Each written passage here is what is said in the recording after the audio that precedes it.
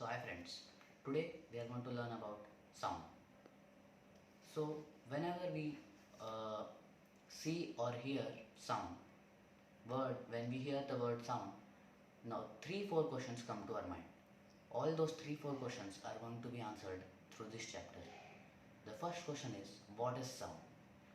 The second question is, how does sound propagate?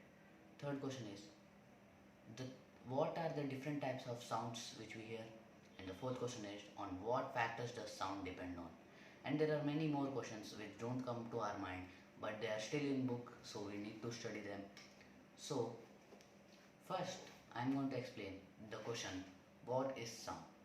So sound is nothing but, sound is a type of energy as all energies. This energy is produced when a body vibrates.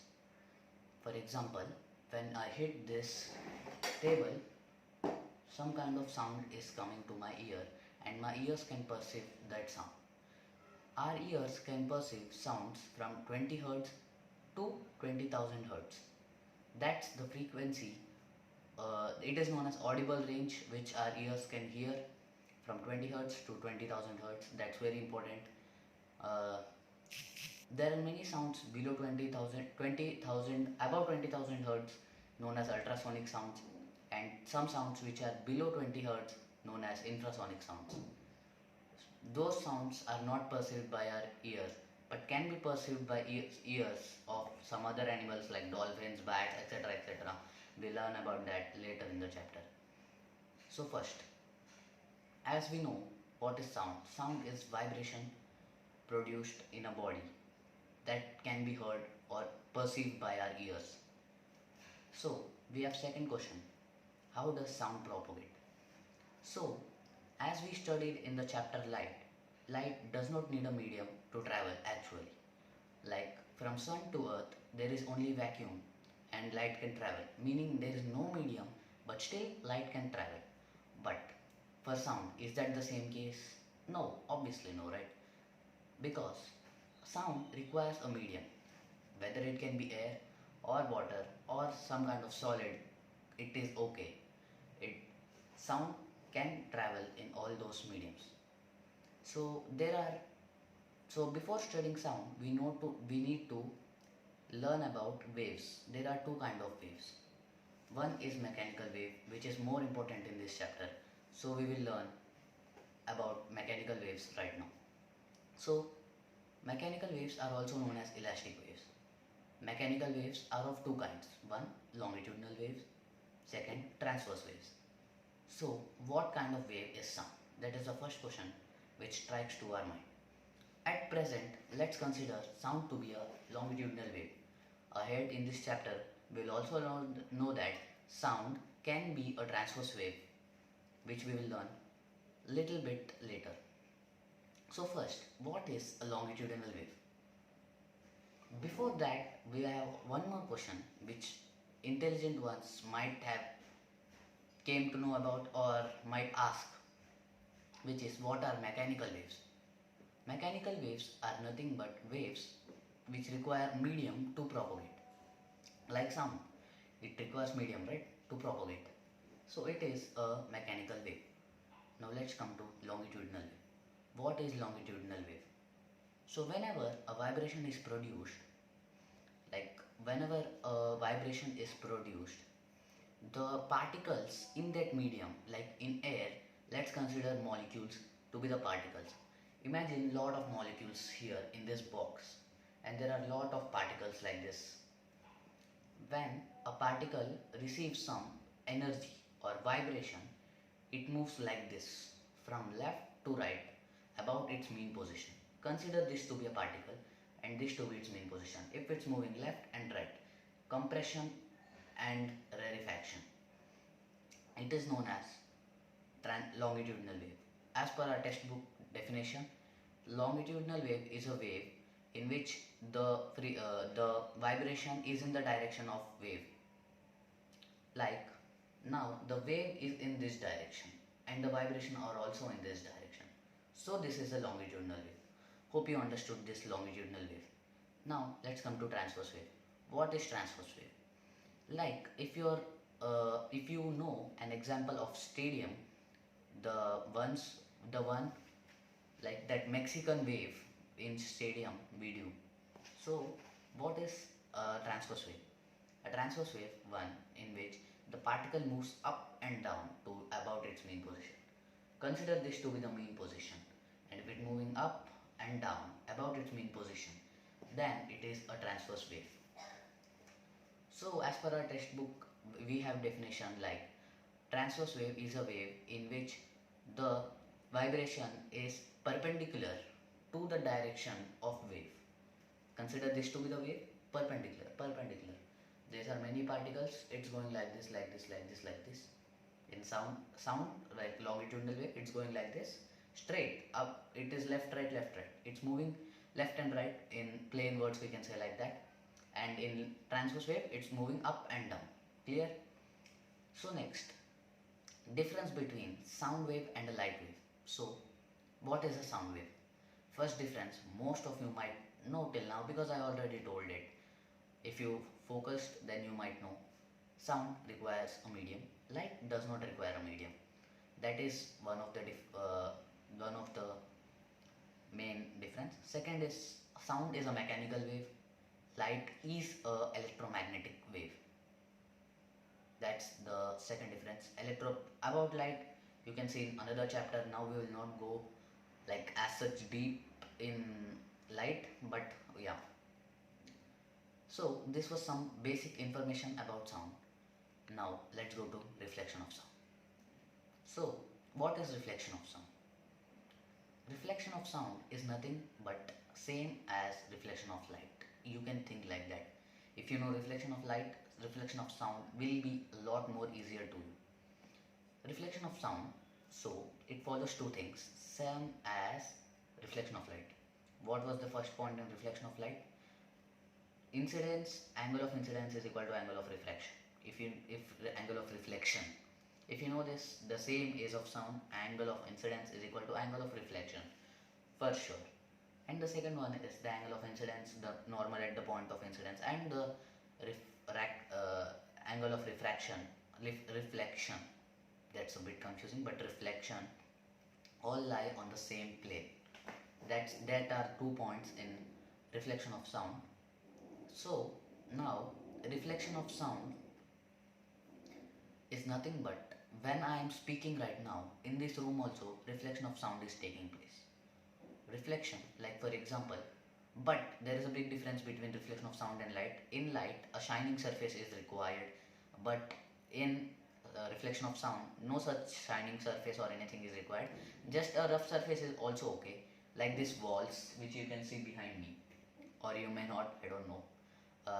Walls of your house, they are also producing reflections, but you can't hear them most probably because there are some other factors which we will learn ahead in this chapter. So please continue. So after reflection of sound, that was reflection of sound, pretty small but yeah, interesting. Now we will go to echo. So what is an echo? Echo in one sense is reflection of sound. Okay, there are some factors which distinguish echo. You might have heard when a person, you might have gone to some hill stations or some monuments, yeah, some places. When you shout, you will hear your sound again. That's called echo. That's the simple definition of echo. The reflection of sound which can be heard, which can be distinctly heard, is called echo. Now, there are some factors for echo to take place. The first factor is the time gap between the original sound produced and the reflected sound heard should be 0.1 second. In your textbook, it might be like this. The distance between the source of sound and the reflecting area should be 17 meters. That's in air actually. That's actually not the first point, because in water that becomes 70, 71, 72 meters, and in solids that even more it becomes above a lot means, yeah, we can find that, don't worry. So actually it is 0.1 second time gap should be there between the original sound produced, like I'm saying high, between this high and the high which I'm going to hear. Why 0.1 second? Why can't it be 1 second? Or why can't it be 2 seconds? Or why can't it be 0.5 seconds? This is the doubt which might come to you. It is 0.1 second because sound can persist in our ears only for 0.1 seconds. Yes. Like now I am speaking. Whatever words I am speaking to you, it is in your ear for only 0.1 seconds. After 0.1 seconds, new sound can be heard. Like if I say hi and then bye, then hi is in your ear for 0.1 second, and then again 0.1 second bye is there. If it is less than 0.1 second, the time gap should be 0.1 second or more. Now high and high, less than 0.1 second it is. So you can easily hear it. If it's like 2 seconds, 3 seconds, 4 seconds, that much time it is taking, then you will hear echo of the same sound, okay? So that was the first factor. Second factor, the intensity of sound should be high enough. That's in your book also. Because if I'm saying slowly high, like in mountains or in monuments, wherever you hear echoes, if you say hi or bye or something very slowly, then you might not hear echo. That's because, yeah, intensity of sound is less. Yes, and then so that are the factors depending on echo. Now there is one formula regarding this. So I'll tell you the formula quickly. So I'm telling in a different way. It might be in a different way in your book, or it might be in different way somewhere else, because the formula, you can shift those here and there. Yeah, d distance is equal to velocity of sound in air or in any medium into time, which can be 0.1 second or more than that, by 2. Now I'll explain you the formula also. Now this formula actually has arrived, you can say from this has derived from t is equal to 2d by v. Okay, v is the speed of light, speed of sound, and 2d is distance into 2. Why distance into 2? Because the echo is not only in one direction. I'm speaking high, I'm for example telling hi, it has to go to the reflecting surface, for example a wall, and then it has to come back, return to me. So d and 2d, so 2d 2d by v is the speed of sound in a particular medium.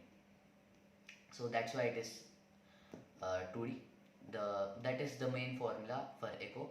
Now some uses of echo we will discuss, so that we can complete our first part. So there are many uses of echo. First use of echo by animals like bats, dolphins, yeah, elephants also. Yeah. So first we will learn about bats. So bats, they are blind. You might know or not know, but still they can fly so efficiently, and they can catch their prey also efficiently. Why? Because bats produce ultrasonic sound, which is about 20,000 hertz. That's why we can't hear it.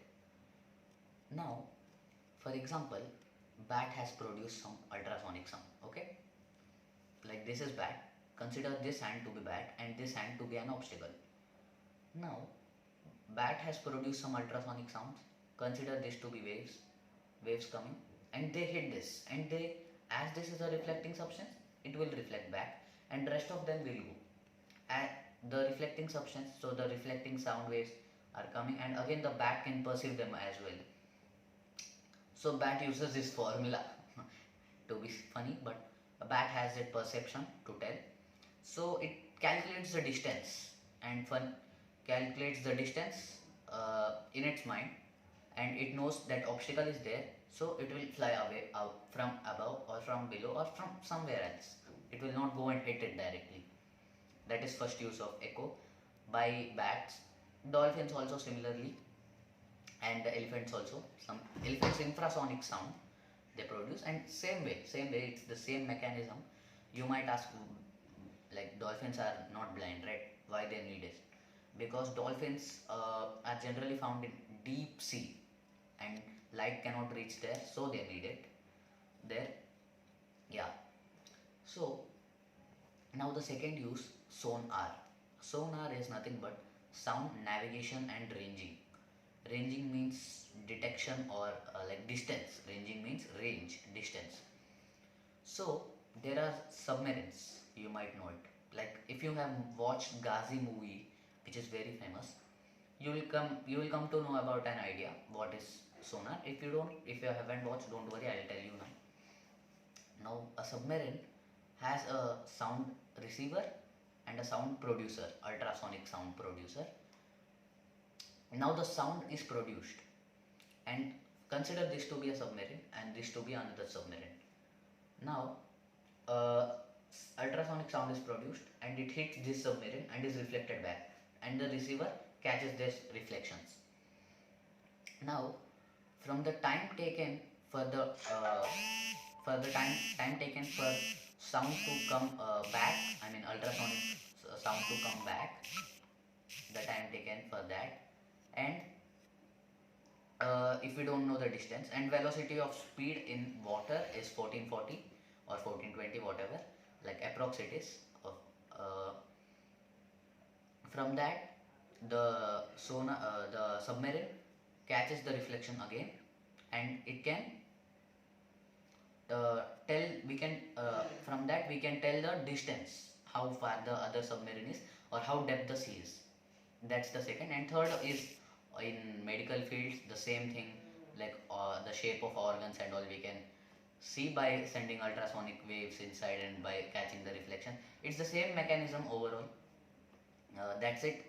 Practice numericals, they are very important and easy as well. In this chapter there is only one formula which I told you, T is equal to 2D by V. That's only formula which is very essential from this topic.